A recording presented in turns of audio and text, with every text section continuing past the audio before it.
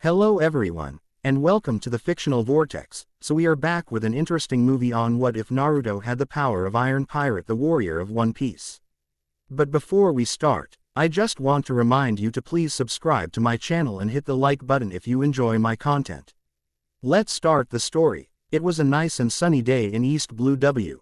While the seagulls were flying overhead, some sailors were trying to collect a barrel that was drifting in the ocean.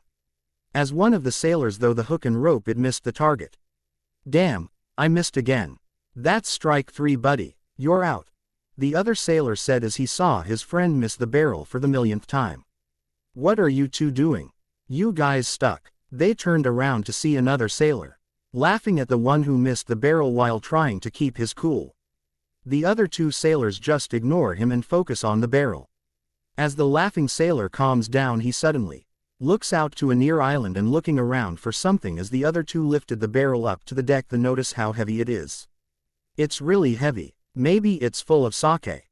"It's a lot." "Well, it's ours now." As they put the barrel down on deck, the sailor who was in the crow's nest has a horrified look on his face as he sees a pink ship flying, a Jolly Roger with its skull looking to its right.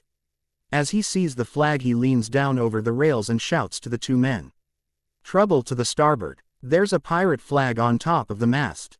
A pirate ship. Enemy attack. Enemy attack." As the two go to warn the captain and passengers, the other ship open fires on them, sending 3 cannonballs straight at them. As they miss, the ship sways side to side as the passengers scream. Suddenly, the two men burst into the room with a panicked expression on their faces. "Captain, pirates have been spotted and have started to fire on us." "What?" As the ship sways again, the people start to panic while the captain tries to calm them down and think of a way to get them all to safety. As they start rushing out of the room, one orange-haired girl smirks to herself and walks the other way. "Fire!" An almost man-like voice could be heard shouting as the pirate ship opened fire on the unsuspecting and helpless ship that was the site of their next haul.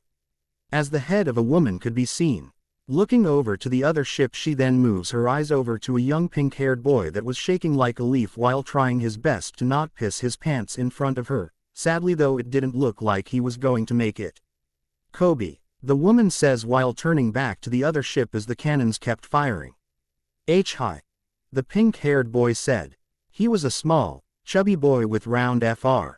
glasses, wearing a white button-up t-shirt with 2 blue stripes going down each shoulder. He had black pants that went down to his ankles and red and white sneakers on his feet. "Who's the most beautiful woman in this ocean?" the woman asked him with a promise of pain in her voice if he even dared of answering wrong. It's the captain of this ship, of course, Alvida-sama. Like that will ever happen." The boy replied with the last part in his head as he slowly started sweating from the previous question just asked. "Biwahahahahaha." The woman laughed as she hit her mace on the ground. He was a very obese woman with long wavy black hair and freckles on her cheeks. She wore a white cowgirl hat with a large red plume, a red neckerchief, a pink plaid shirt, and a blue captain's coat it with the arms in the sleeves, unlike many other pirates.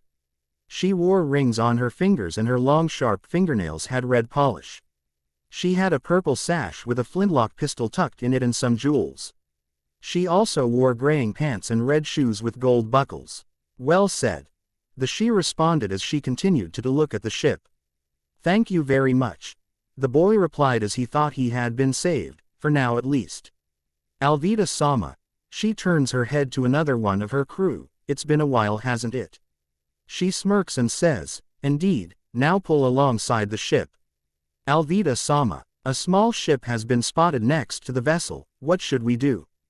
She raises an eyebrow at that news but continues to smirk while saying, "Well then, we will just have to see who exactly is trying to board it and teach them a lesson along with everyone else on that ship."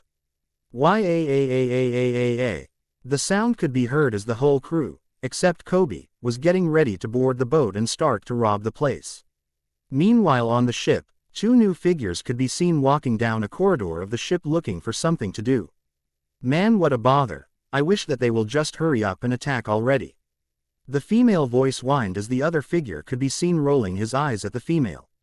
"Just be patient, Kurohime. It's not like they will be going anywhere, right?" the male figure said as he tried to talk his companion out of her boredom.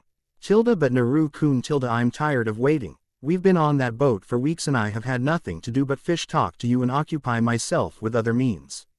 She said while a hint of seductiveness in her voice. The male figure was about 23 years old at a height of about 5 feet 10 with an athletic body figure and average weight. He had sun-kissed blonde hair with red streaks in them. Ocean blue eyes that can make women get lost in them if they gaze upon them. A handsome lean face with no baby fat located anywhere with 6 whisker marks, 3 on each cheek. That make the girls squeal. Kawaii. As it makes him look cute. He was currently wearing a plain white V-neck t-shirt with what appeared to be fishnet armor underneath it, with a arc blue unzipped jacket over top with white stripes going down the arms and the kanji for storm on the back. He was wearing black loose pants that went to his ankles with a belt around him that held his katana in place and black open-toed sandals on his feet, Anbu ninja sandals from anime. The katana was in a blood-red scabbard with a golden hang cord, its handle was red with a black cord wrap and a golden pommel. The guard for the sword was a hold circle that had a spiral design to it, the Uzumaki clan symbol. The sword was one of the 12 supreme grade swords, and the previous katana owned by his mother, Benihime.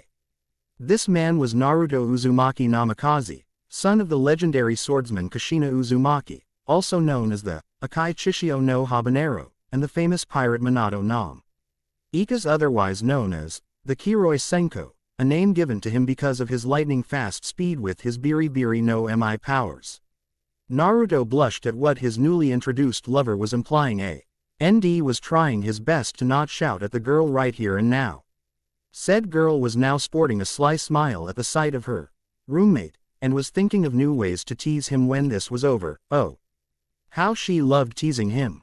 Especially after one of their sessions and she was just looking for payback for what he did sometimes to get them there.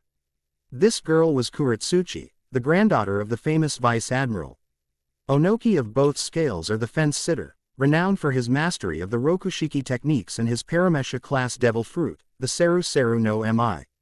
She was standing at abo. 5 feet 6 with a curvy body and a nicely developing chest.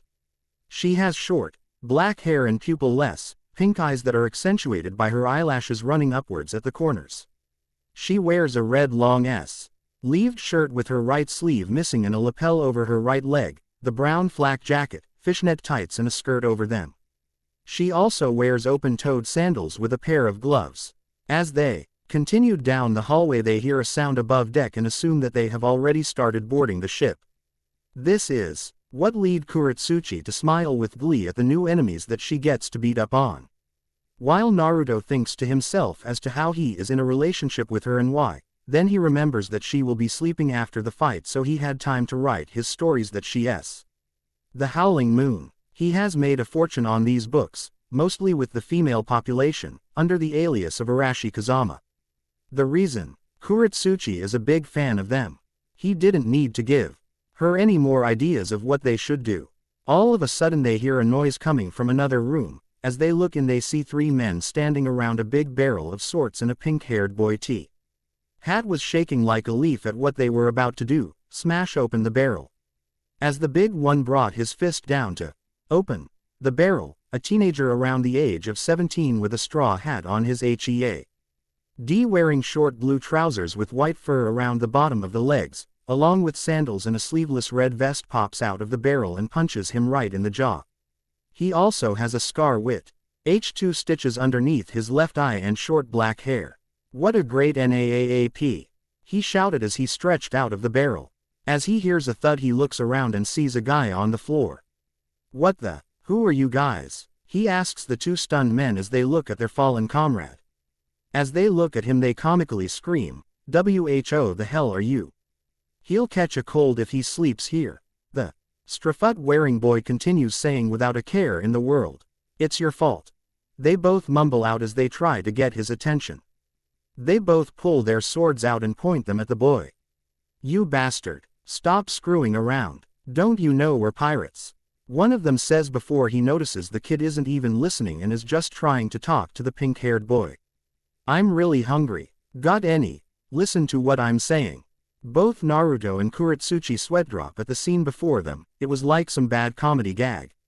"You brat. the other pirate says as they both get ready to cut him down. The pink-haired kid gasps as the Strafut boy turns around to see them bring their blades down on him. Die. The pink-haired kid closes his eyes as the boy turns around to face them. Next thing second the broken bits of the blade are sent flying towards Naruto and Kuretsuchi and just miss their head, but they are both unfazed by this. As the pink-haired kid opens his eyes they wind in to see the Strafut boy alright and the two pirates on the floor shaking like a leaf. What are you doing all of a sudden? The boy asks. Who are you? One of the men asks while still shaking. Me, I'm Monkey D. Luffy. Nice to meet you. He grins as the two men run out of the room dragging their fallen comrade behind them. What just happened? The pink-haired kid asks as he is still in denial of what just happened. One guy just beat 3 of Alvida's men, without even blinking. What's with them? Luffy asks still confused by the whole thing. They were scared because you Saint beat them without even getting a scratch. Naruto says getting both of the boys' attention. Really? I didn't even know. Luffy says while looking at both Naruto and Kuretsuchi. Who are you two? Oh right, where are my manners? My name is Naruto Uzumaki Namikaze, and this lady next to me is Kuretsuchi. Naruto introduced themselves to Luffy. Hey, how's it going? Kuretsuchi replies with a grin on her face that Luffy replies. It's nice to meet you, but what are you doing on this ship? Well, that's not a long story actually. You see, Naruto would have continued but the pink-haired boy spoke up. What are you 3 doing? Hurry up and run. When they come back with their friends, you'll be killed. Even so, I'm hungry. Luffy says with a grin still on his face. I think I saw a storage room down the hallway. Kuretsuchi says while pointing her finger down the hall. How can you say that so calmly? There's lots of pirates on the deck, the pink-haired kid says while trying to pull Luffy away off the ship who was currently following both Naruto and Kuretsuchi to the storage room. Alright, food. Luffy says as he sees the currently stocked storage room. He made his way to an open crate full of apples and starts eating them one by one. I'm Kobe by the way, and you're Luffy-san, Naruto-san and Kuretsuchi-san, right?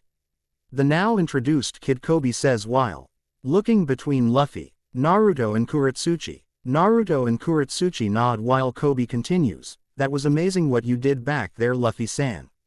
How'd you do that? These are good, Luffy says while stuffing his mouth. Is this a pirate ship? He asks. Kobe replied. No, this ship isn't. This ship is being attacked by Alvida-sama right now. It doesn't really matter. Are there any boats on this ship? Anyo. There should be, but my ship got sucked into a whirlpool. A whirlpool. Kobe, Naruto and Kuretsuchi shout at Luffy. Why you should be dead. Kobe says a little shocked by the news. Yeah, I was really surprised by it. Are you a pirate as well? He asks turning his attention away from the crate of apples. He was surprised by the question he was asked, then looked down to the ground in sadness. That was a faithful day. That day, I went aboard, intending to go fishing, but it turned out that boat was going to a pirate ship. For the past 2 years, I've been our king like a slave so they wouldn't kill me. Kobe said as his head was still facing towards the ground. You're a freaking idiot, Luffy says without even thinking. How can you say that? Kobe asks as he starts getting depressed. Because you are. Kuretsuchi says bluntly as he gets depressed even more. Naruto then asks why he can't run away. Kobe states that it is impossible and that the thug of Alvida finding him gets him scared and unable to do anything. Oh, you are a coward. I don't like you, Luffy states, with Kuretsuchi nodding in agreement as Kobe has anime tears running down his face. Naruto just shakes his head at this and continues to look around the room. Up on the deck, Alvida's pirates were moving chests full of gold and jewels towards their ship before the Marines can arrive to arrest them. While this was happening, the orange-haired girl who is now sporting common pirate clothing finishes stuffing a bag full of treasure that she has stolen from said pirate and was just making her way out. On the other ship Alvida was yelling at her men to hurry up or they will taste her iron mace when 2 of her crew came running up the stairs yelling at her. Alvida-sama, there's a problem. What is it? You're so noisy. The barrel was a monster. Alvida widens one of her eyes and growls at them. She then throws her club at the and yells, "Who's a monster?" As he club hits all three of them and send one into the sea. The remaining two shake their heads and say, "That's not it, a weird person came out of a barrel. He might be a bounty hunter." "What?" Alvida asks while glaring at her two men. "You're right." The silence between the four people had been quiet for a while until Kobe spoke up. "Completely right. If I'm only brave enough to drift in the ocean in a barrel. There's something I want to do. Año Luffy-san, what were you doing drifting in the ocean in a barrel?" "I'm going to be the Pirate King," Luffy replied with a smile as the R3 had their jaws dropped open in a comical fashion. Pirate King. They all said to Luffy as they thought he was crazy. "Yeah, seriously.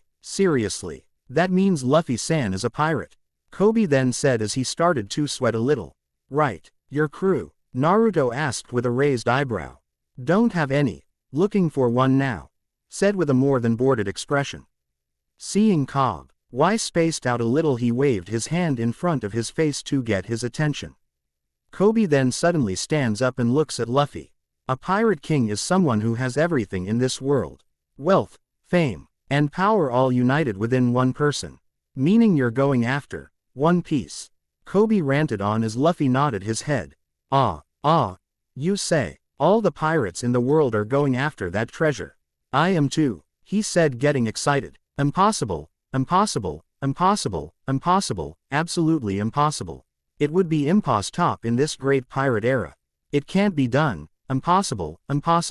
Luffy had enough of his bickering and bopped him on the head. "Why did you hit me?" Kobe whined as he nursed his now bumped head. "Just because." Getting back up he replied, "It's fine, I'm used to it anyways." Luffy then pulls his hat down over his eyes while smiling and says to him, "It's not if it's possible or not, I do it because I want to. I decided to become the Pirate King. I don't care if I die. At least I die fighting for it." All three of them looked wide-eyed at what Luffy just said. Naruto thought back to when he was under the care of his godfather and remembering that his father said the exact same words he said when he strived for his dream. Those words, they sound just like what my father used to say. Monkey D. Luffy, maybe you might get a crew sooner than you think. Naruto snapped out of his thoughts when he heard Kobe talk about his dream of becoming a Navy officer and asking if he could achieve it. Which Luffy replies with a yes. "I'm going to get out of here and stop working as a slave for Alvida-sama. No, I will catch Alvida-sama." Kobe stopped talking when the ceiling collapsed and a huge object crashed down with it. "Making friends like this, who are you going to catch?" Kobe. A voice yelled out of the smoke as Kobe was shaking like a leaf.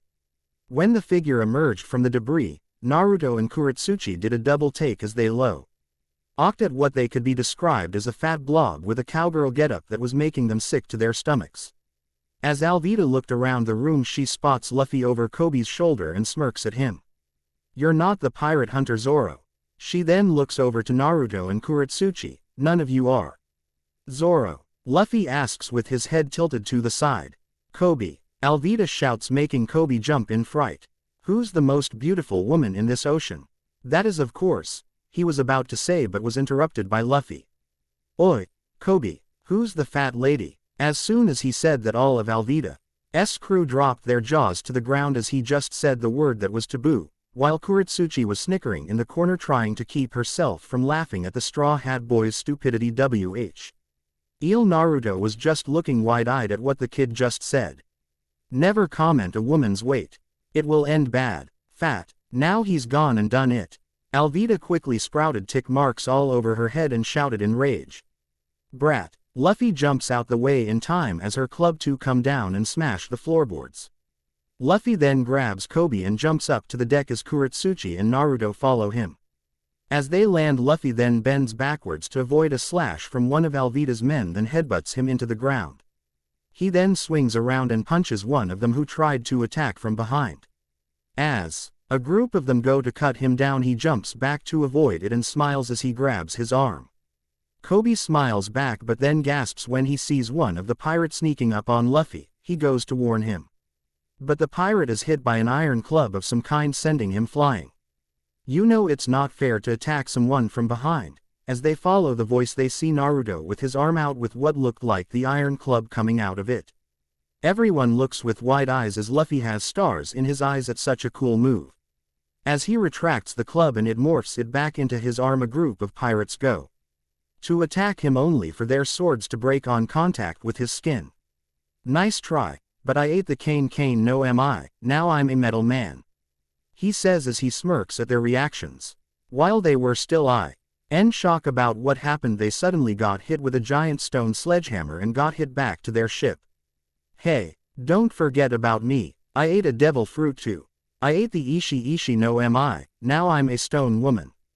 Kuretsuchi says as the sledgehammer turned back into her hands and placed them on her hips. Luffy's eyes were practically shining as bright as the sun at the power the two people just used when he noticed several people behind him and just started running away from them. It's not fair to attack with more people. As Luffy keeps running, he grabs the mast with one hand and keeps running. As he did this, his arm stretched and just kept screaming as well. As the pirates saw this, they rubbed their eyes to make sure they weren't seeing things, then screamed at what just happened. Just kidding, Luffy says as he prepares for his attack. Gomu Gomu no. The men started running away as he started shouting, but they were too late. Rokuto. Gomu Gomu no rocket. He then launches into them and knocks them over like dominoes as Alvida, who just climbed up to see he men get defeated, had her jaw on the ground at what she just saw. Kobe then walks up to the three of them and asks, Luffy-san, Naruto-san, Kuretsuchi-san, what are you? Luffy just stretches the side of his mouth and smiles, me. I'm a rubber man, and we just explained we ate the devil fruit and we are super-powered humans too. Kuretsuchi chips in as Luffy snapped his gum back to his mouth. Rubber man, metal man, stone woman, that is just. He was cut off when he sees Alvida behind him and hides behind Luffy, who was just standing there like nothing was going on. You three ate the devil's fruit, right? Alvida questioned as she looked at them in interest. Yeah, I ate the Gomu Gomu no mi. Luffy replied, as that's so, I heard rumors about it, but I never thought it really existed. You also have some moves, are you a bounty hunter? She as she smirked at Luffy. I'm a pirate, just you. It's just me right now. But I'll find a crew eventually. Let's see. I think 10 people sounds about right. Luffy say, still ignoring the smirk on Alvida's face as she started laughing and saying that if they are pirates and not of the same flag then they are enemies. As this was going on, Naruto out of the corner of his eye spots an orange-haired girl with a big bag over her shoulder sneaking away to the other side of Alvida's ship. He snaps back to Alvida and Luffy when he hears Kobe state that Alvida is the ugliest old hag on the sea and that he was going to join the Marines and capture her as he. Luffy and Kuretsuchi laugh at what Kobe called her. As Alvida brought her club down on Kobe, Luffy got in the way and it hit him in the head. He smirked beneath his hat and threw his arms up. That won't work, because I'm rubber. He threw his hand back as his arm stretched and balled it into a fist. He pulled it back while shouting, Gomu Gomu no, Pisuduru. Gomu Gomu no pistol H. E hit Alvida in the stomach, sending her flying into the sea where she landed on her crewmate she hit earlier. As Alvida's crew looked on in disbelief at what just happened, Luffy turned to them. Oi, they jumped a little when they heard him give Kobe a boat. He's going the Marines.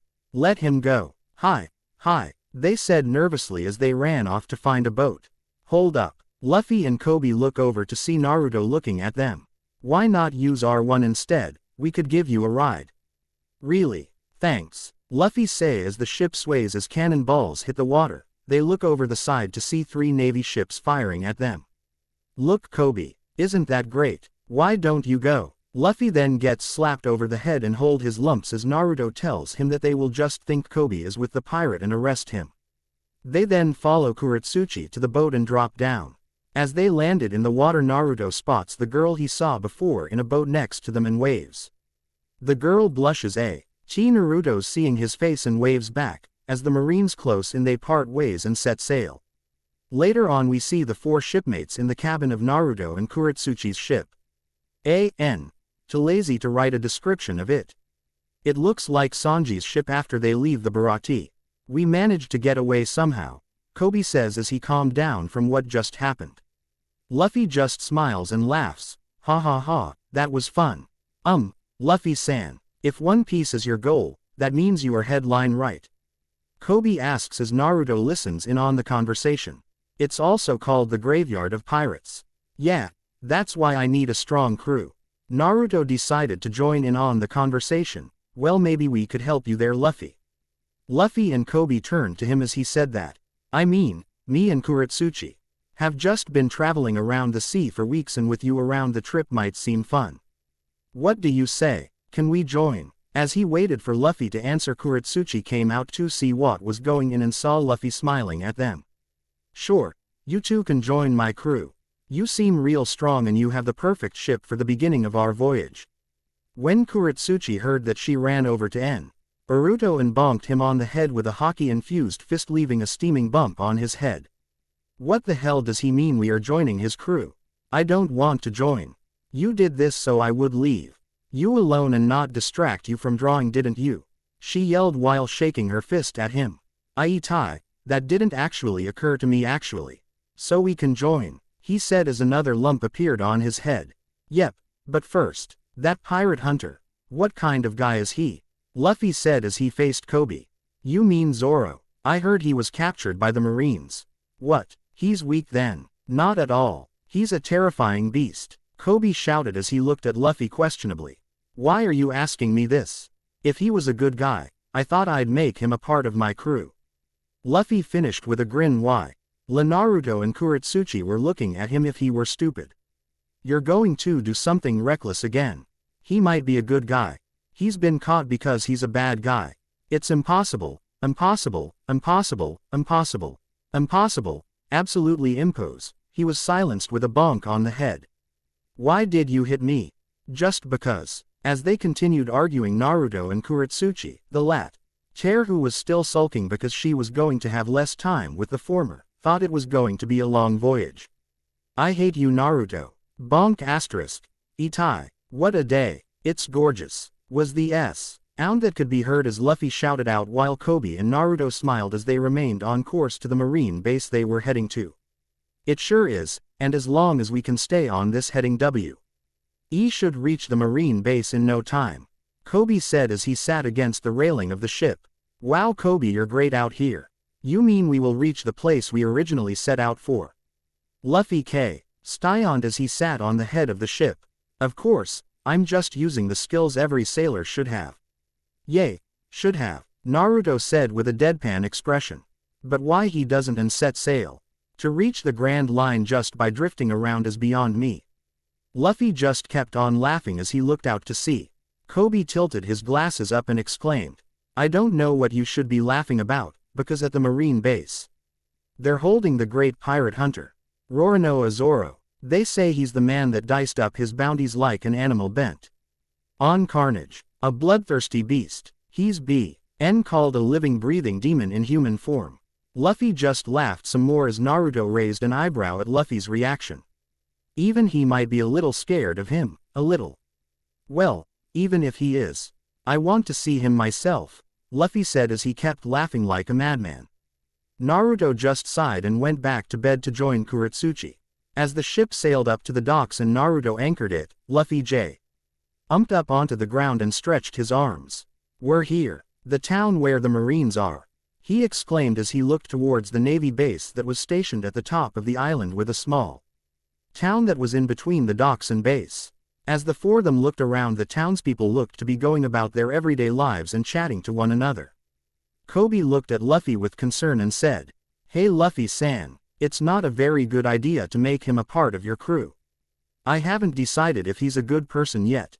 He's been arrested because he's a bad guy, Kobe exclaimed as Naruto and Kuretsuchi kept walking with Luffy ignoring him as he spoke. Luffy picked up a pear and took a bit out of it and paid the vendor and looked to the base. I wonder if that Zoro is inside the base. As soon as he said Zoro's name, the people around him backed away in fear and did not move a muscle. Naruto walked over to Luffy and whispered to him. Oi, Luffy, it seems that Zoro's name is taboo here. Luffy just shrugged his shoulders and kept on walking. Anyway, let's head to the marine base. You want to join the Marines, right?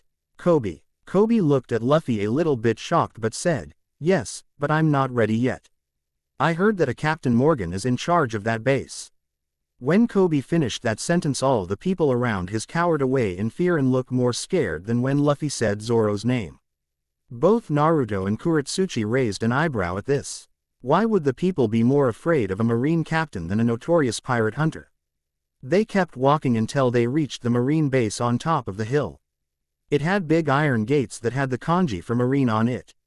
The building was a blue camouflage design and had 3 circular-like buildings that could be seen in a large stone wall surrounding it.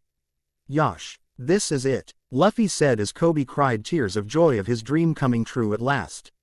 As Kobe went to say goodbye to the group, he looks over to see Luffy trying to look over the wall and spot something. Kuretsuchi explains that Zoro would probably be located in a deep holding cell underground or something like that when Luffy runs off, stating that he found him. As they all look over the wall, they see a man tied to a cross-like pole in an open yard wearing black trousers tucked inside black boots, a plain white shirt with 3 undone buttons at the collar, with a black bandana tied around his head and 3 earrings dangling off his left ear. He also wears a green haramaki around his waist. That's Roronoa Zoro, Kobe thought as he looked at him with fear. If we untie that rope, he can escape, right? Luffy says as he points and smiles at Zoro. He was then met with a bump on the head courtesy of Kuretsuchi. "Don't say stupid things like that. Yay, what do you think will happen if we let him go?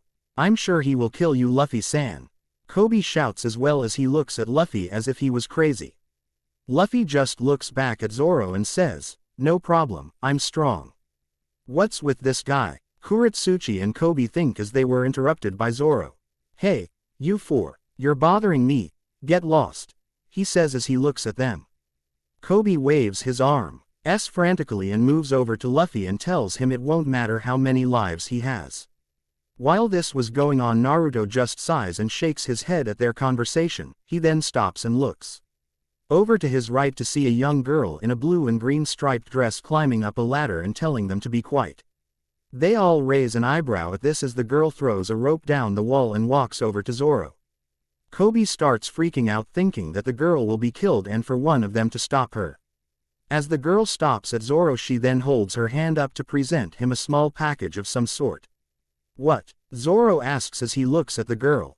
"Aren't you hungry? I made some onigiri," she says with a smile and starts opening the wrapping. "You're gonna get killed, shorty. Go away. You haven't eaten anything though. Here, this is my first time, but I made it with all my heart." Zoro raises his head a little, shocked at the girl's words, but then returns to normal and keeps looking at her. "I'm not hungry. You're annoying. Hurry up and go home." He raises his voice a little at her as she looks at his confused. As he was going to continue, he was interrupted by a voice that was filled with arrogance. "You shouldn't be bullying kids." Everyone looked over to see who it was and Zoro narrowed his eyes at the person. He was a skinny and lanky-looking young man with light blonde hair shaped like an oval on top of his head, a uniform with white shoes and a rubber band ring on his left hand. He walked up to the girl and Zoro with 2 marine officers behind him and stopped in front of them. "Looks like you're still energetic, Roronoa Zoro." Luffy just looks at the guy and comments, and another weird guy appears. Kobe just looks relieved as he saw that they were Marines. Thank goodness. They're Marines, so I'm sure that the girl would be fine. Now, the man just looked to the girl and sees the onigiri and smiles. "Hey, that onigiri looks pretty nice." He then snatches one of them off the girl and takes a bite out of it. He then shoots his eyes open and spits it out. "Nasty. It's full of sugar. Onigiri needs salt. Salt." He shouts at that girl as she looks a little scared at the man. "But I thought it would taste better sweet," she says as he swipes it on the ground and stomps on it and mixes it with the dirt. The 4 watching just looks at the scene with disgust and their eyes at a marine doing such a thing as the girl looks at the remains of her present with tears in her eyes. "You haven't read this poster yet. Anyone who helps this criminal will be executed. Marine Captain Morgan." The girl then turned white in fear and was shaking at the news as the man smirked and laughed at her. "Brat, you know who my father is, right?" "Father?" Luffy questions as he tilts his head. Then Kobe states that he must be Captain Morgan's son, as he then orders one of the soldiers next to his to toss the girl over the wall and threatening him by telling his father about this when he looks at he with shock. He then walks over to the girl and says that he is sorry and to curl up into a ball before tossing her over the wall. As she starts to fall, Luffy jumps up and catches her and breaks her fall.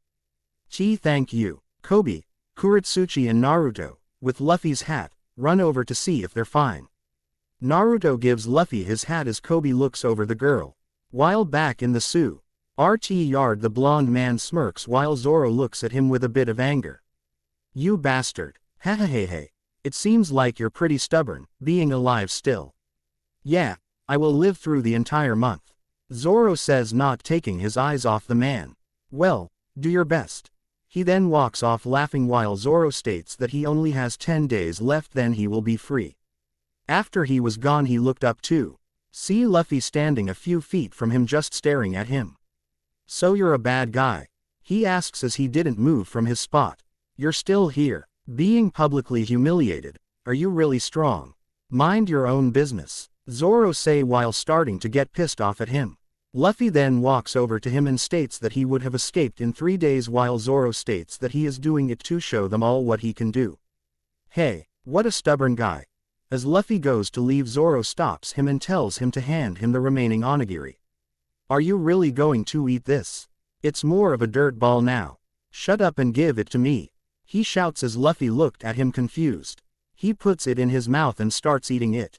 Told ya so. It was delicious. Tell the girl thanks for the food. Luffy smiles and walks away while Naruto, who was watching, just thinks that there was more to Roronoa Zoro than meets the eye.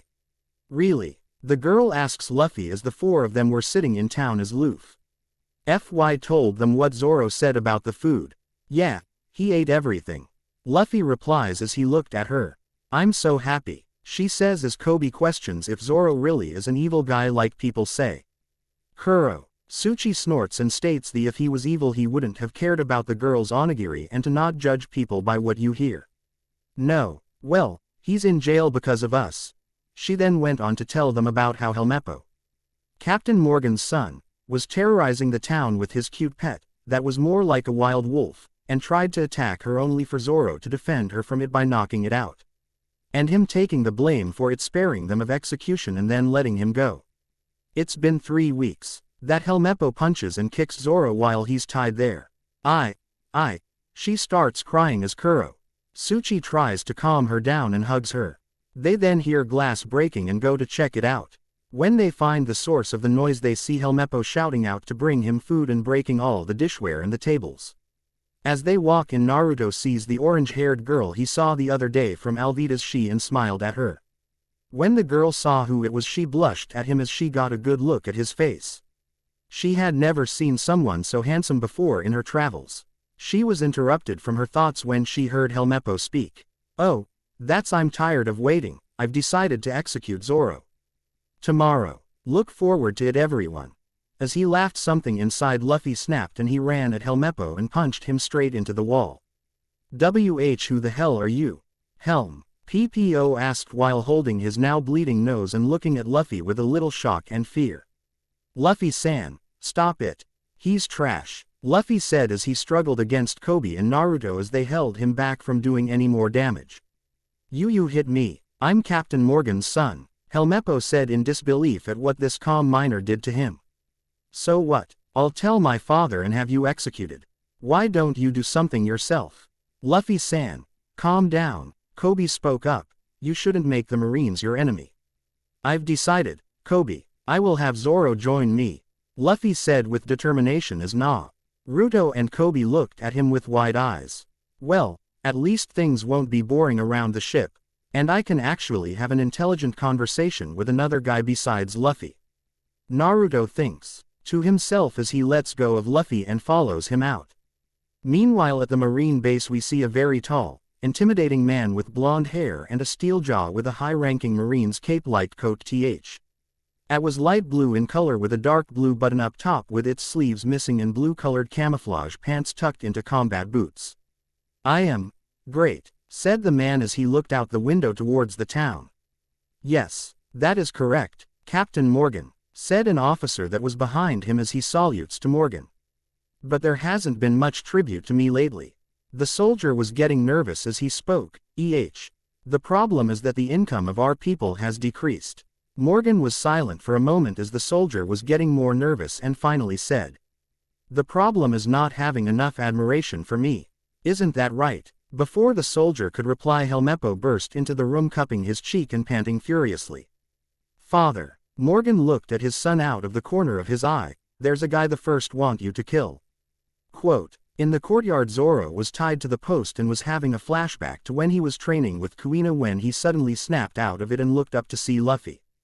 "You again? You have too much free time," Zoro said as he just looked like he was ignoring Luffy. "I'm going to untie the ropes, and you will become my nakama," Luffy stated as he continued to look at Zoro. "What did you say?" he questioned the rubber man as he looked at him weirdly. "I'm looking for people to join my pirate crew," he said as he walked closer to Zoro. "I refuse. You want me to be a bad guy? How annoying. What's wrong with being a pirate? Pirates are scum. Who would want to be one? Does it matter? You're known as an evil pirate hunter. I don't care what society says. I've never regretted doing anything. I will survive and do what I want to do," Zoro says with determination in his voice as he smirks at Luffy. "As that's so, but I've already decided that you will be my nakama. You can't decide that by yourself," he shouts at him. Luffy then looks at him. "You use a katana, right?" Zoro calmed down a bit and spoke. "Yeah, but that stupid son took them. I'll go get them for you." "What? So when I return your swords, you will become my nakama? You really are dense. I thought it was blackmail." Zoro looks behind Luffy to see Naruto with his hands-eno red look on his face. "Who are you?" Zoro says, looking at him and the sword that he carried. "I'm Naruto, and this baka with the very thick head is my new captain," he said as he looked at Luffy, who smiled and gave a thumbs up to him. They then watched as Luffy run off. Is he really going to attack the base by himself? Zoro asks Naruto. If he is, he's not doing it right, he says deadpan as Luffy ran in the opposite direction of the base. "That's the wrong way, baka." Both Naruto and Zoro shout at Luffy, who just stops and looks at them. Both of them sigh when they hear Luffy shout, "Gomu Gomu no Rokuto. Gomu Gomu no Rocket." Zoro then goes wide-eye as Luffy stretches his arms and flies towards the marine base. "That guy, what the hell is he?" Zoro asks with shock in his voice. "He ate the Gomu Gomu no Mi. One of the Akuma no Mi, devil's fruit, that allows a person to gain superhuman powers at the cost of not being able to swim in the ocean or any saltwater." Naruto replies as he tells Zoro all he knows about the devil fruits. On top of the marine tower, the soldiers could be heard panting and heaving as they tried to pull up a giant stone statue of Captain Morgan that had his right hand as an axe. Said man looked at the men doing all the work as he told them to pull it up with all their might and make it stand with one pull. He was busy admiring the statue to his glory when his son interrupted his thoughts. "Father, why aren't you helping me get revenge? He punched me," Helmeppo whined as he pointed to himself. "He punched the face that even my father hasn't punched." Without turning around, Morgan spoke. "The reason I have never punched you in the face, do you know why?" Helmeppo was a bit taken back by the question but answered, "Well, that is because I'm your." "That's right, you are." Morgan then turns around and punches Helmeppo with a left hook that sends him flying into the nearby wall. "Not worth hitting, my worthless son," he finished as he held up his axe hand a bit and lifting Helmeppo off the ground. "Don't misunderstand the one who is your great father, in other words me," he said as he threw Helmeppo down on the ground. He turned his back on his son and continued. "It seems that there was an intruder in the execution field. That runt, I took care of her," Helmeppo replied, scared of his father and his actions. "You killed her, right? And no, she is just a kid," he replied, not liking where this was going. Morgan just pointed to one of the men and told him to go fetch the girl and kill her. When he refused to kill her despite his orders, Morgan hit him over the head with the blunt side of his axe. Everyone on the roof, even Helmeppo, was freaking out because they thought he had killed him. Morgan looked on as if nothing happened. "I became a captain because of this arm and my power. Listen, a title is everything in this world. I'm the best captain at this base. That means I am the greatest person. That's why everything I do is right. Isn't that correct? He said with a look that promised pain if they answered wrong. Yes, that is correct. All the men replied, scared for their lives. He then went on to talk about how long it took for the statue of his gloriousness to be completed and that it was a symbol of his power and magnificence for all the world to see. After saying that he will deal with the kid later, he tells the men to continue moving the statue. As it was being lifted, one of its sides scraped the building and Morgan stood directly over the man responsible for damaging it. Hey you bumped it. I'm very sorry. I was careless, the man said, fearing for his life. I said this statue represents myself. If you scratch it a little, that's treason against me. Die. As Morgan raised his axe to kill the man, Luffy came flying up onto the roof, breaking the statue in the process. As everyone looked at the statue in shock at what the kid had just done, with jaws dropped, Luffy just had a small sweat drop on his head and raised his hand. I'm sorry. Arrest that guy so I can kill him myself, shouted Morgan as he looked at Luffy with murder in his eyes. As all the men shouted and ran around like headless chickens, Helmeppo pointed at Luffy and said he was the one that hit him. Hey, it's you, Luffy says as he pops in front of Helmeppo, scaring him. I was looking for you. Come with me. I need something to be returned. He then takes off, dragging Helmeppo with him. After them. Don't let them escape, Morgan says, not wanting to let the person responsible for ruining his greatness get away. Captain, there's someone in the execution field. What? Morgan looks to the field and one person by Zoro trying to untie him and someone else running to him as well. He just looked on with an irritated look. I'm surrounded by traitors. Where is Zoro's sword? Luffy questioned Helmeppo as he dragged the crybaby with him all over the base without a care in the world. Panicking, Helmeppo just answered him. I'll tell you, just stop dragging me on the floor. Luffy then skids to a stop and Helmeppo points down the hall and says that they are in his room and just past it. Why didn't you say so earlier? We have to go back, right? He then hears clicking and turns to see 3 Marines behind him with guns pointed at him. Don't move, except for letting Helmeppo-sama go. No way. Luffy then brings Helmeppo up as a shield. But you can try shooting me if you want. Helmeppo then starts freaking out and telling them to not shoot while Luffy rams them out of the way and continues running. Meanwhile, both Naruto and Kobe were busy trying to get Zoro's ropes undone and set him free. While Kobe was, Naruto could have just cut the rope with his devil fruit powers, but he wanted to see what Zoro meant by he would show the world. Escape, Zoro-san. If you do that, you'll be killed. I can't stand by and watch these Marines anymore. I want to be a good Marine. Stop. I can't run away. I have 10 more days left. You will be executed tomorrow. Naruto butted in, shocking Zoro in the process. Helmeppo had never intended to keep his promise. That's why Luffy got mad and punched the Tem. He did that. Knowing him, even if I have been with him a short while, he will probably have Marines on his ass and is trying to outrun them right now. I'm not telling you to join us, but you could help us. You have the power to help just like Luffy has the power to save you from execution.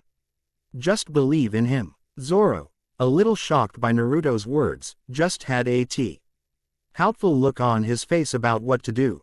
Hold it right there. The 3 of them turned to see Morgan with his men all aiming at them, ready to fire. By the treason you have committed against me, you will both be executed right here. This is bad, Naruto said as he started to form a kunai to cut Zoro's binds and run.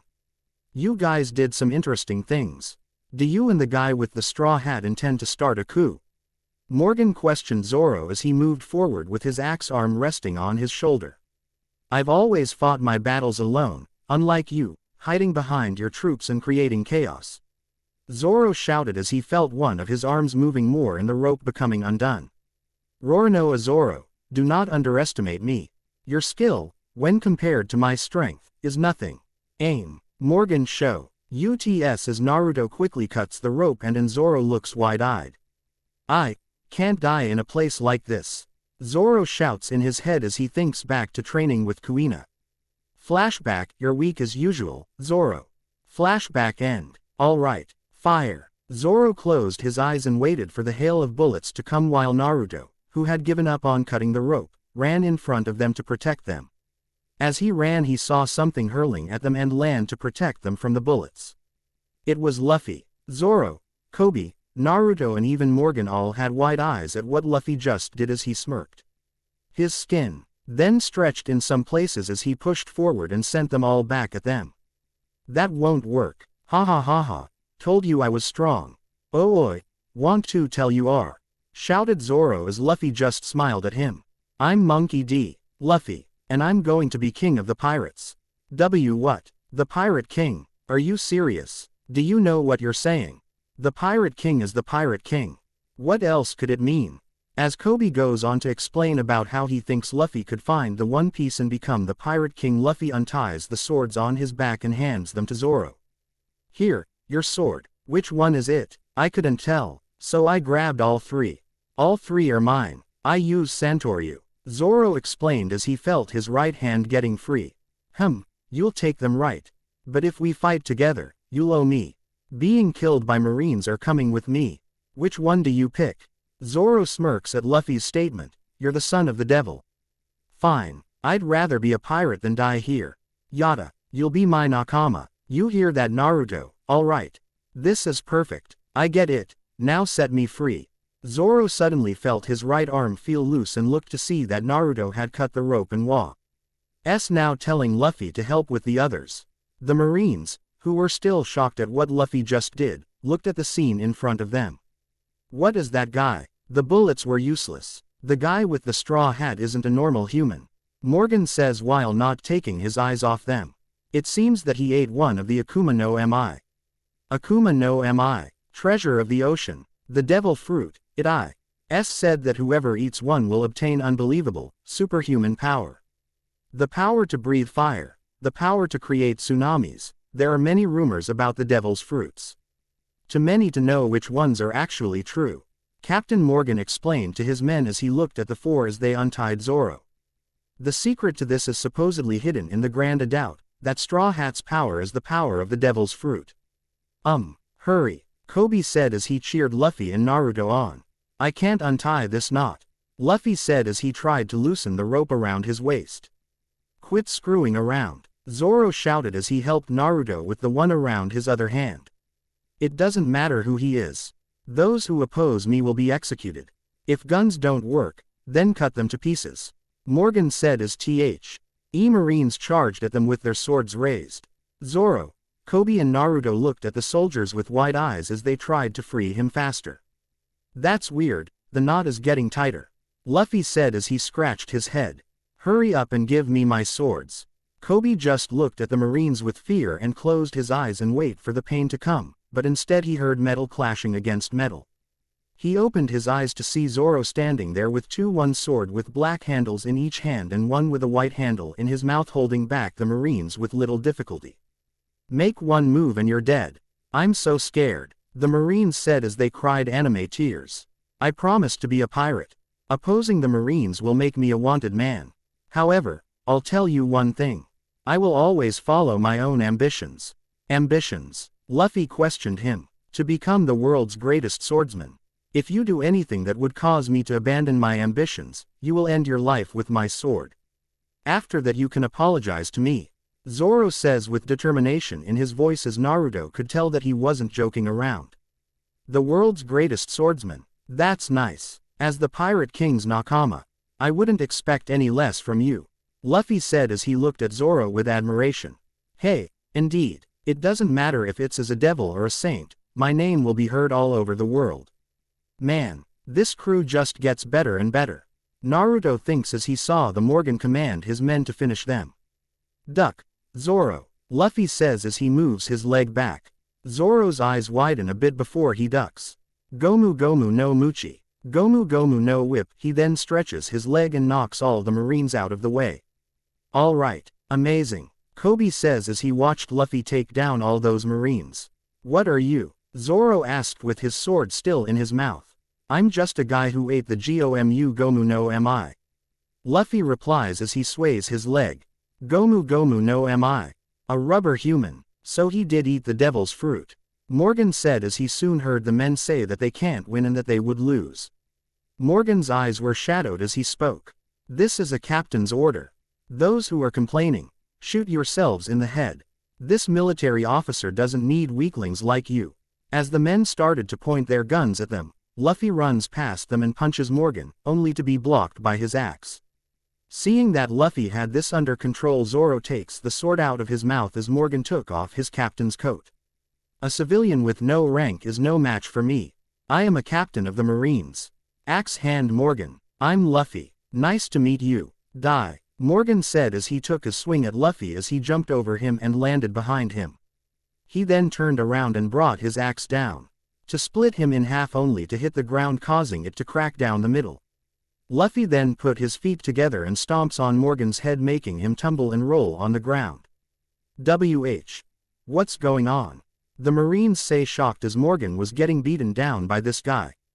Brat, die. Morgan brought his axe down again at Luffy, who was speeding at him but missed as Luffy spun in the air and kicked him again, sending him to the ground, where he kept punching him for ruining Kobe's dream of becoming a Marine. Wait, Straw Hat, look at this. Luffy just ignored the voice and kept on punching. I said wait, are you an idiot? Can't you see that I have a hostage here? Helmeppo says as he had a gun pointed at Kobe's head ready to fire. Oi, Zoro says to Luffy, gaining his attention. If you care about his life, don't move. You try anything and I'll shoot. Helmeppo warns them as he holds the gun while shaking like a leaf. Luffy-san, I don't want to interfere with your dream, even if I die. Kobe to Luffy with a determined look. Yes, I know. Give it up, you stupid moron. Kobe is serious. Luffy say with a smile as he walks towards them. Don't move. I said don't move. I'll shoot him. Helmeppo shouts as a shadow moves behind Luffy. Be behind you. Gomu Gomu no. Towering behind him was Morgan with his axe raised ready to cut Luffy down. I'm the captain of the Marines. Axe hand Morgan. Pisuduru. Gomu Gomu no pistol. Luffy punches Helmeppo in the face as Morgan brings his axe down. Nice. Morgan's eyes then roll to the back of his head as his axe stops inches from Luffy's head and falls backwards on the ground. Zoro. Zoro lands on the ground with his swords up and in a stance and smirks at the rubber man. It was nothing, Captain. Luffy smirks as Zoro ths his swords and looks at the Marines, who were celebrating and cheering out loud. What the? Their captain was just defeated and they're rejoicing. Luffy said as he was lost at what was happening. It's because everyone was afraid of Morgan, even his own men. It wouldn't surprise me that they're acting like this, I know I would. Naruto says as he look at the scene in front of him. He then sees Zoro fall down and start breathing heavily. What's the matter, Zoro-san? Are you injured? Kobe started panicking as Zoro just opened his eyes. I'm just really hungry. Ah, man, I'm full. I was hungry. I was about to gnaw through my own bootstrap. Zoro said as he rubbed his belly while the rest of them laughed. Is that all you're going to eat? Lightweight. Luffy says as he finished eating a piece of meat. I don't understand how you can eat more than a guy that hasn't eaten in 3 weeks. Zoro exclaims, pointing at all the bowls that was stocked up on the table. 'Cause it's good, right, Kobe? Kobe just scratched his hand behind his head and blushed a bit and admitted that he had some too. But seriously, even rubber has its stretching limits, but it appears your stomach doesn't. Naruto said as he and Kuretsuchi sat at the bar drinking some sake. Rika, the girl, at Luffy and states how amazing he was back there. Yeah, I'm great. I'll become even greater. I'm gonna become the Pirate King. I found a new nakama too. So how many shipmates do we have? I remember you saying that you were looking for crew members. To become Pirate King, you probably have a crew already. Zoro questioned Luffy as Kuretsuchi answered him. Yep, apart from you there's also me and Naruto, so that's 4 people so far. Even though I didn't join by choice. She mutters the last part to herself. Wait, you mean that the 4 of us is what amounts to a whole pirate crew? Yeah, but don't worry. We will gain more people along the way, Luffy, with his mouth full, states. Okay, well, at least tell me we have a ship. This time it was Naruto who answered. Yep, the big one with the chimney at the dock. He pointed to the large ship that was currently being loaded with food from the villagers as a thank you from them. Well, it looks good, and it's great for a starter boat. Zoro said as he gazed out the window and saw the ship. It's small now, but I'll get us a really big one. Luffy said as he waved his arms around. Ha ha ha, and how are you going to do that? I want a pirate flag too. Luffy then started daydreaming about him being on a giant pirate ship with a Jolly Roger on his sails and flag. How cool. Luffy-san was born without planning abilities. Kobe said as Zoro rubbed his temples as he just got suckered at being a crew member to an idiot of a captain. Hey, where are you guys going now? Rika asked Luffy. That's obvious. We're going to the Grand Line. Luffy answered as Kobe spit out his glass of water that he was drinking. With just 4 of you. No matter what, that's impossible. Is the Grand Line really that dangerous? Rika asks. Of course it is. Kobe then went on to explain about the Grand Line and the Red Line and about many of the pirates going there never returning and calling it the pirate graveyard. But One Piece is there somewhere, so we'll have to go. Luffy says as he leans against the chair. Well, I guess we have no choice. Zoro agrees. Zoro-san, you too. Quote, it's Luffy's say-so. Kuretsuchi says as she glares at Naruto who was whistling innocently. Not you Kuretsuchi-san. Kobe says with anime tears going down his face. Then Zoro asks him, who cares? You aren't going anyways. Well, even though I'm not going, I'm worried. Can't I do that? Because Luffy-san and I are friends, even though we just met, right? Yep, we're parting ways, but we'll still be friends. Luffy responds with a grin. Kobe began to tear up and tell them about how he never really had any real friends and how no one had ever stood up for him, but with their help he now had the courage to see his dream come true and fight for it. Rather than worrying about us, you should take care of yourself, Zoro says with a serious expression. Even though you were forced into it, you still served under the pirate, Alvida. Don't underestimate the Marines, information intelligence. Kobe just looked wide-eyed when Naruto jumped in. He's right, the Marines have men everywhere. If even one of them spotted you and you were found by them, they could report you in and be listed as a spy of pirates. You wouldn't be able to join. Kobe just looked at them and started to think things over in his head and about what he should do when the Marines walked in. Excuse me, a Marine with dark skin and a scar above his right eye wearing a standa road sailor's outfit with a green necktie walked up to them. Is it true you guys are pirates? Yep, I just found a new comrade. We're pirates, Luffy said, not caring one bit that Marines were in front of them. We are very grateful that you saved us from the clutches of Morgan. However, now that we know that you are pirates, we can't look the other way, the Marine said as he adjusted his cap. You must leave this town immediately. The townspeople just gasped at what the Marines just said as he continued. We owe you our lives, so we will not contact headquarters. Hey Marine, what the hell are you talking about? You guys were also controlled by Morgan. These guys saved our lives. Right. The crowd began to rant on about how unfair it was about them being treated like that while Luffy just smiled and left with Naruto, Zoro and Kuretsuchi following him out. The Marine then looked at Kobe who had his back turned to him and was still rooted in place. Are you there Nakama? Kobe just stood there mumbling out words as Luffy looked back with his eyes shadowed by his hat and turned back around. Just a minute, is he with you? The Marine asked Luffy as he turned around and looked at them. No, but I know all about this guy. Luffy then went on to explain about how Kobe used to work on Alvida's ship and what she looked like when Kobe just punched him in the face and started to beat him up. They kept hitting each other until Zoro stopped Luffy from overdoing it with Kobe and left for the docks as Luffy has a grin on his face that was missed by everyone in the bar. That was really something back there, Zoro said as the 4 pirates walked down to the dock. They might find out about it though. Hee, I'm sure that Kobe can handle it. Luffy grinned as they reached the boat. Well, that was a good experience, Naruto said as he started to load the boat. Everyone will hate us from now on. Very pirate-like. They all laugh as they untie the boat and raise the anchor. They stopped when they heard a voice and looked around to see Kobe standing there saluting at them and thanking them profusely for everything they did for him. I've never seen a Marine thanking a pirate before. That's one for the history books, Zoro states as they set sail and wave goodbye. They then were treated with an unexpected sight. The Marines at the base all saluted to them as they sailed into the sun. You have a great friend there. Kobe looked to his left to see the new head Marine smiling at him as he started to collect tears in his eyes but shook them off and stood tall and straight. Yes, sir. Men, what we are doing is against the code of the Marines. Our punishment is no food for 3 days. Understand? Yes, sir. The 4 pirates just looked into the sun as the W.I.N.D. carried their boat across the open ocean waiting for the new adventures that lay ahead. Luffy grinned as he held his hat and said, "Now we're well on our way to becoming pirates.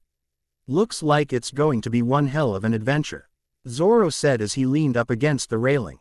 "No doubt, with him as our captain we will have nothing but trouble," Kuretsuchi says as she turns to Naruto, "and you will sleep on the floor for the next week." Naruto went wide-eyed and started begging Kuretsuchi to reconsider as she just turned away and ignored him. Luffy just looked at his crew and grinned, "I will become the Pirate King." Zoro just looked at Luffy with a raised eyebrow and questioned him about why he had this dream of finding the One Piece and becoming the Pirate King. "I made a vow, to that man, to form an amazing crew. To find the world's greatest treasure, and become the Pirate King. This straw hat knows it all." Zoro and Naruto, who was listening, just raised an eyebrow and looked out to sea and smiled. This was just the start of one of the greatest adventures of a lifetime. "Alright, let's go. Grand Line, here I come." Out in the open ocean in East Blue 3 pirate were ahing as they counted up their latest haul of treasure. The ship that they were on had a pirate mark on the sail that looked like the skull had a big red nose on it and line that went straight through the eye holes. This was the mark of the buggy pirates. They continued to count as one of them spoke up. Heh, another big haul today. That's 2 in a row. All of this should keep Buggy from getting mad at us." Another one agreed as he continued to look at the gold as the last one looked out to sea and spotted something that caught his eye. "Hey, what's with that boat out there?" The R2 looked confused before turning their heads in. The other guy was looking to see a boat floating out in the ocean. Thinking that there might be something worth stealing on board, they decided to check it out. When they got there they found an orange-haired girl leaning off the side of the boat like she was passed out. "Oh, it's a lady. Hey, wake up little girl."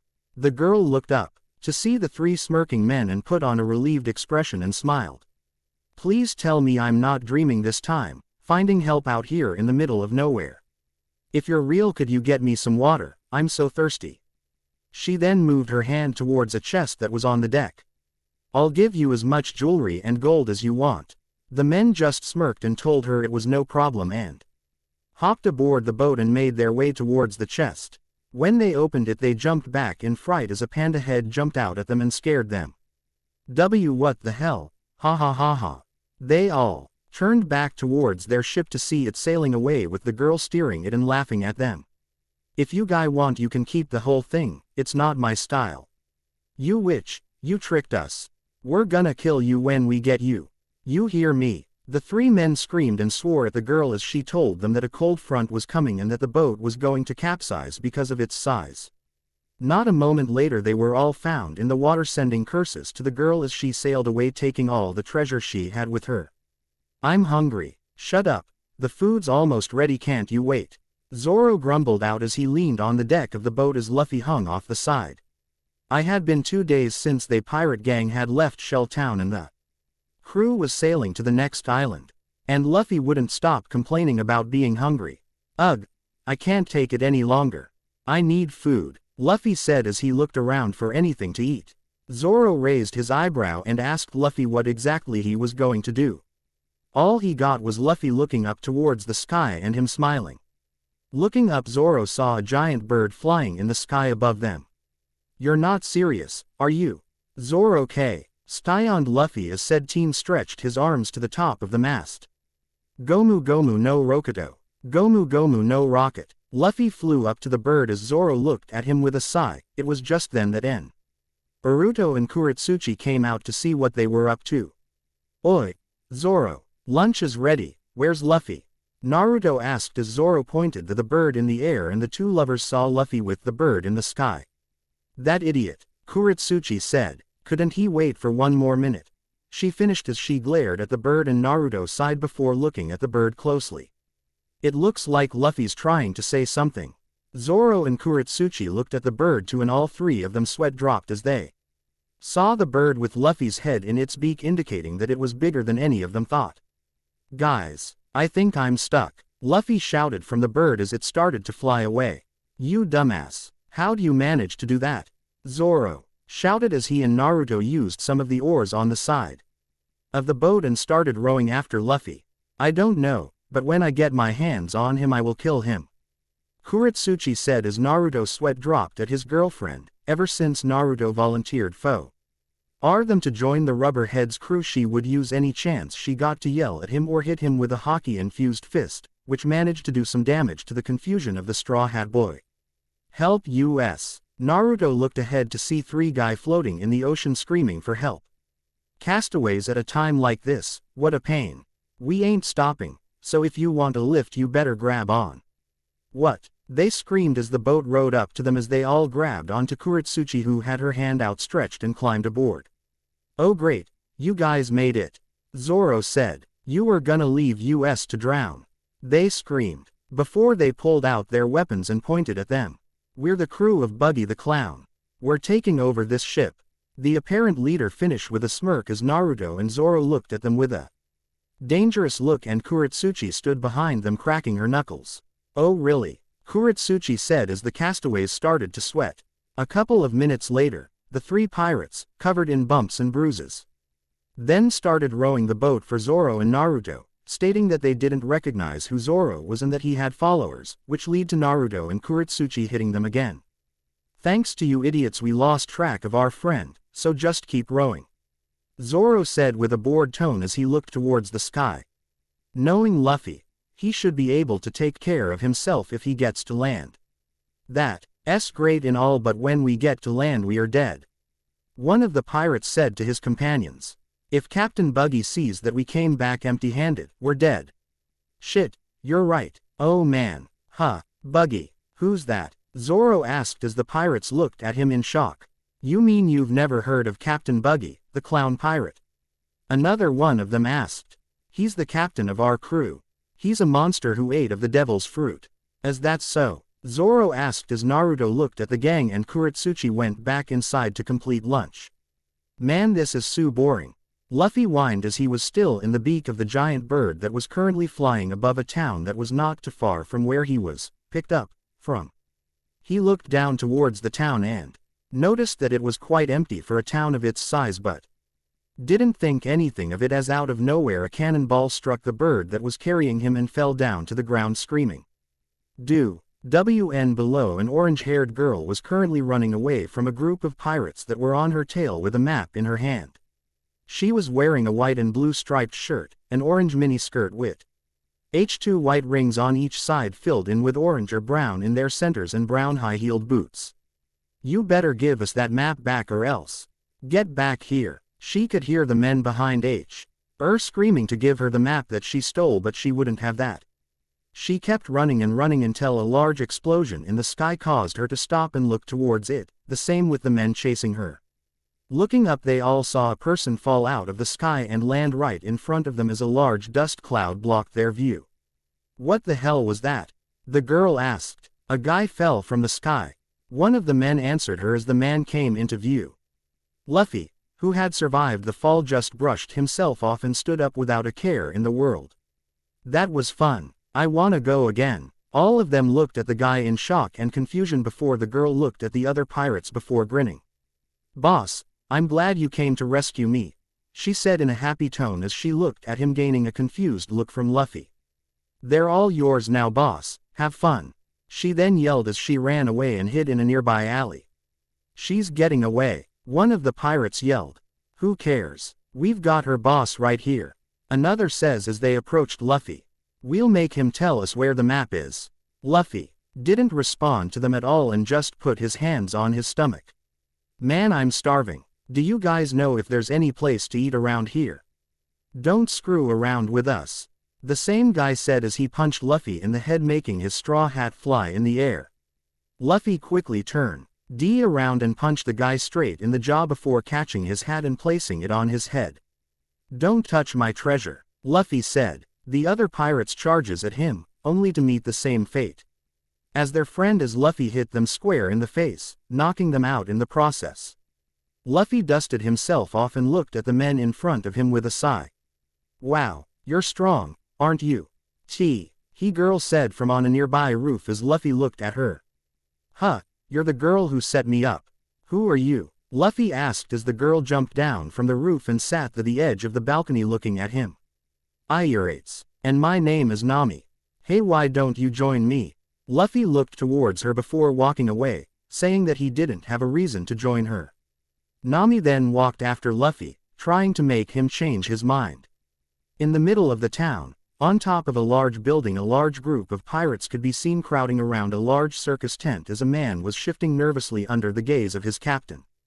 The captain in question, Buggy the pirate clown, he was wearing makeup with crossbones going down his face forming an X. He also had 2 blue lines near both of his eyes and red lipstick. He wore a striped white and red shirt with short sleeves, white gloves reminiscent of the ones worn by clowns, a green sash around his waist, and a pair of loose, light brown pants reaching to his calves. Just above a pair of striped socks and pointy shoes. He also has a purple scarf around his neck. Hanging from his shoulders there is an orange, fur-lined captain's coat. On his head, he has an orange hat with his Jolly Roger on it, over a bandana with the same pattern of his shirt. But what stood out the most was the fact that he had a big red nose on his face that resembled that of a clown's nose. "You haven't caught the thief yet?" Buggy asked one of his men that stood in front of him, who was scared out of his wits. "And not yet, but Pirates 3, 6 and 2 are on it as we speak, sir," the man said as he tried to calm his captain down. Buggy looked at the man impassively before speaking up. "Tell me this, why on earth was the map stolen so easily?" Buggy asked as the man in front of him stepped back in fear. "If we're preparing to enter the Grand Line and go on a rampage, then why wasn't the map properly guarded?" Buggy said as his voice began to get louder. "Well, Capta, the map was just sitting out plain as the noise on your face," the man said, only to gain a horrified look as he went over what he just said. Buggy's eyes widened and he had a murderous look in his eyes.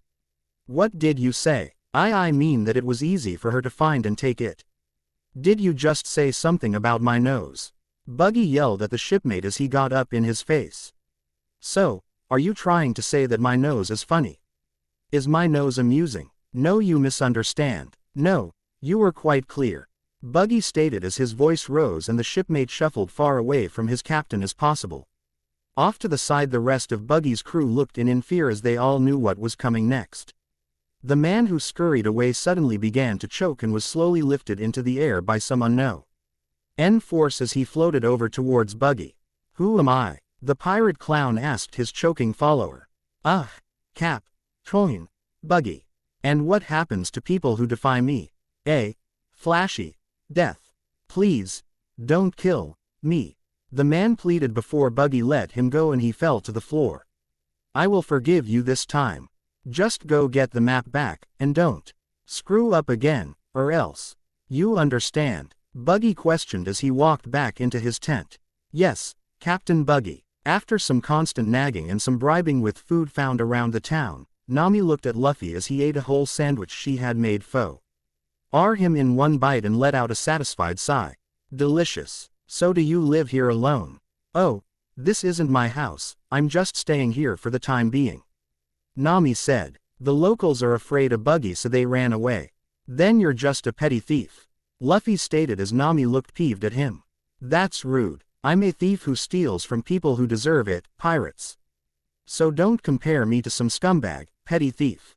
A thief's a thief as far as I'm concerned," Lucy said as Nami huffed in annoyance.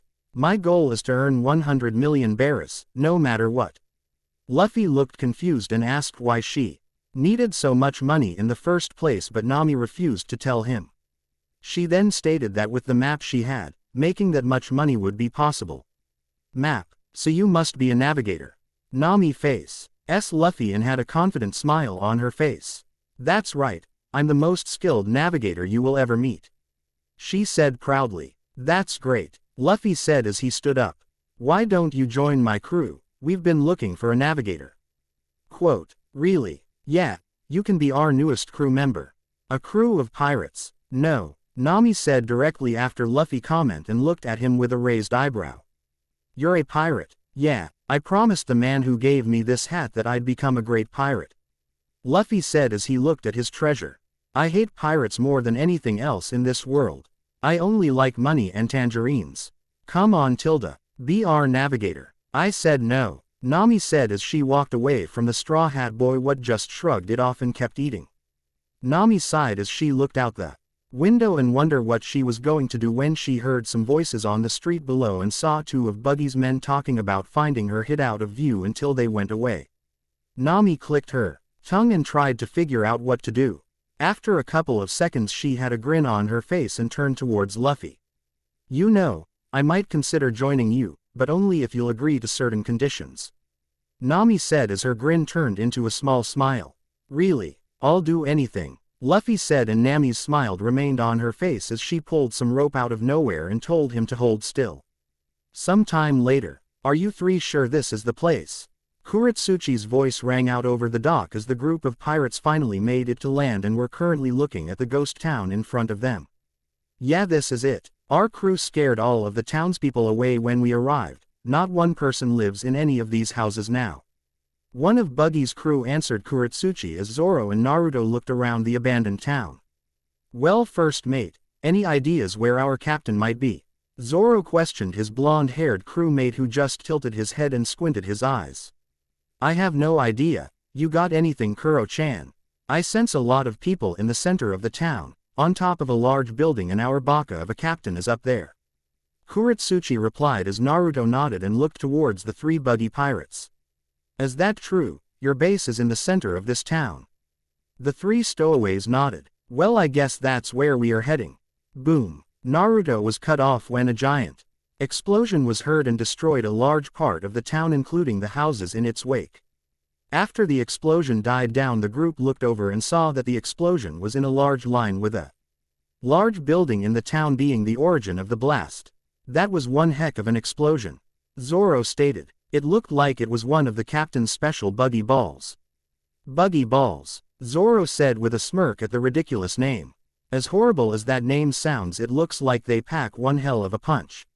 We need to keep an eye out for those things, Naruto said as he started walking toward the center of the town with Kuretsuchi and Zoro following behind. Nami looked towards the town with wide eyes as Buggy and his crew cheered at the destruction caused by a single buggy ball in the background. What Nami thought would be a simple grab and go turned into a festive of carnage before her. She had tricked the unknown to her rubber-headed idiot and brought him to Buggy and tricked Clown into thinking that she was betraying him to join his crew, which he accepted, and held a party in her honor. But when the clown captain decided to show her a demonstration of one of his flashy cannonballs, she was starting to regret it and wondered why he decided to show it to her. What do you think, Nami? Buggy spoke up, snapping Nami out of her thoughts. With these buggy balls and my devil fruit powers, I will have no problem conquering the Grand Line, right, Nami? Nami quickly got out of her shocked state and smiled at Buggy. Yes, of course, Nami said before she and Buggy heard Luffy say something and look over towards him and saw him tied up with rope around him and locked inside a cage. No way, the one who's gonna conquer the Grand State, as Buggy became enraged.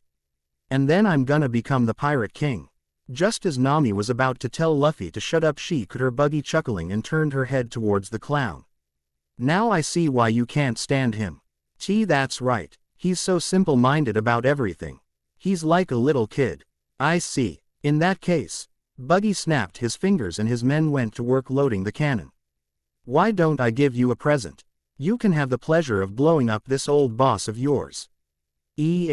Buggy's face gained a dark look as he looked towards Luffy. This is also a great opportunity to prove your loyalty to me. Gy finished as his men rolled the cannon in front of Luffy while Nami and Buggy stood behind it. That's all right, Captain, I'm fine as it is. Since it's a party, let's all have some more fun. Nami sighed. Trying to make the mad pirate change his mind but insisted and handed her a box of matches. Nami looked at the box in her hand as the pirate crew cheered her on to shoot the Straw Hat Boy and was trying to find a way out of this. If I don't shoot, I'll be killed. But if I do shoot, I'll be no better than these pirates. Nami thought as her hands started shaking. Now light the fuse, Nami. Uggy screamed as he joined his men in the cheering. Nami just stood there with her hands shaking, not doing anything as she continued to hear the cheering behind her and Luffy looking at her showing no emotion on his face.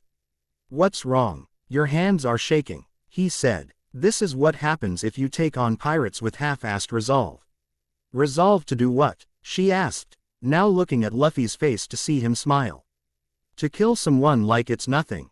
Is that a pirate's resolve? No, it's being prepared to risk your own life, he said with a determined look on his face. Nami was surprised why his answer and began to rethink this whole ordeal, but was cut short when she felt someone snatch the box of matches out of her hand and saw that it was one of Buggy's men. Here, new chick, don't be such a tease. This is how you light a match, the man said as he lit the match in his hand and it started to make its way towards the fuse. Before the man could say anything else, he was hit in the head hard by Nami, who was now holding a collapsible boss staff in her hands. Everyone on the roof looked at Nami in shock except for Buggy, who was looking at her with anger. Seeing what she had done, Nami looked and cursed under her breath and slowly turned around to face Buggy. Nami, what's the meaning of this? Buggy said in a threatening manner as Nami bowed to him. I'm sorry. What's the point of apologizing now? What are you doing?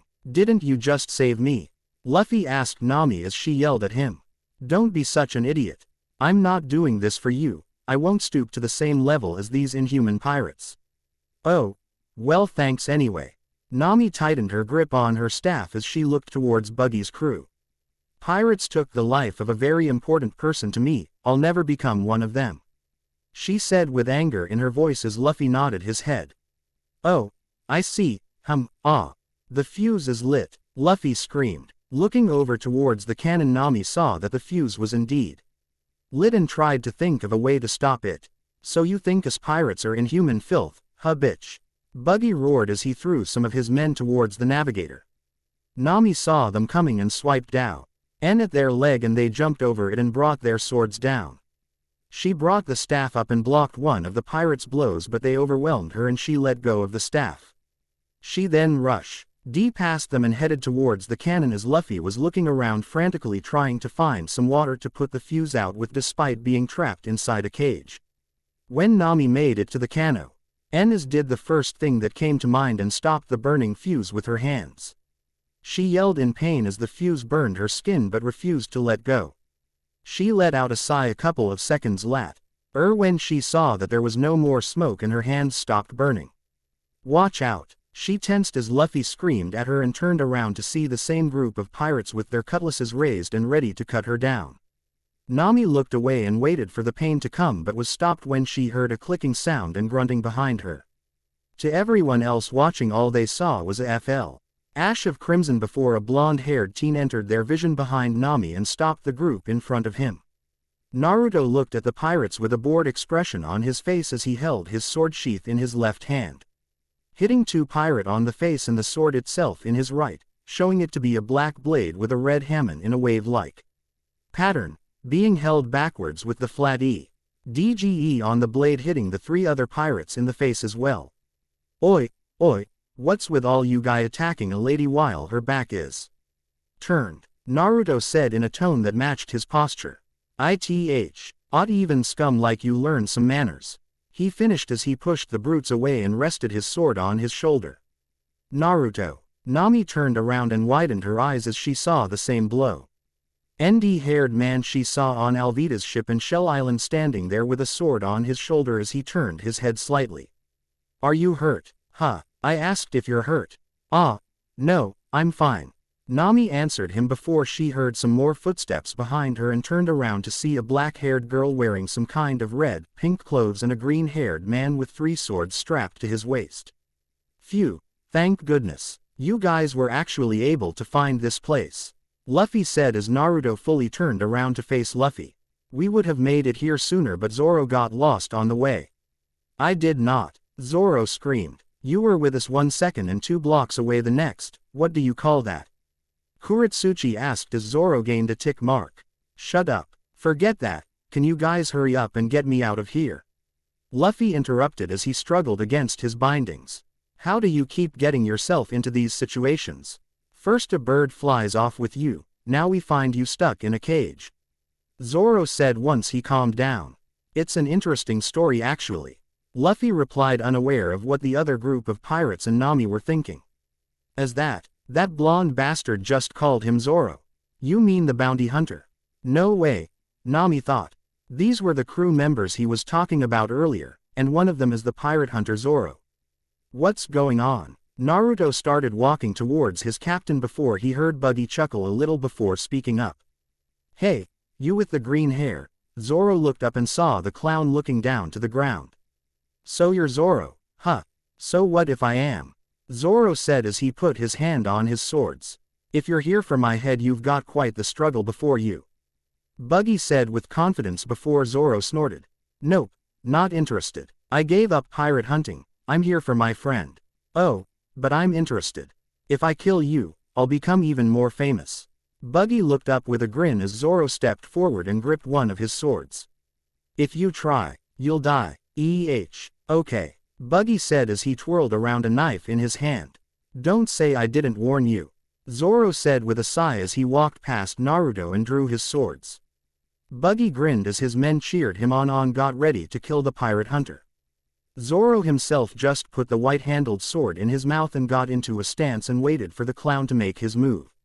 As if an unseen signal was given, Buggy raced towards Zoro with 4 knives in one hand and a single one in the other while Zoro brought his swords up and waited.